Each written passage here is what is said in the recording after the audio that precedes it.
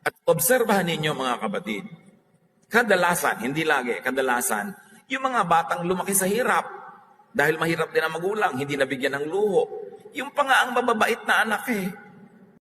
Ang laman ng utak nyo, paano kikita, hindi paano gagastos. Lalo't nag-aaral pa kayo, binabayaran ng matrikula, binabiyan kayo ng baon, huwag kang isipin nyo lagi ano bang bibilhin nyo. Anong maluho na bibilhin, anong gadget, anong mga damit. Hindi yun ang pinag-iisipan ng mga hindi pa kumikita. Ang iniisip nyo, saan kaya ako pwede mag-part-time job?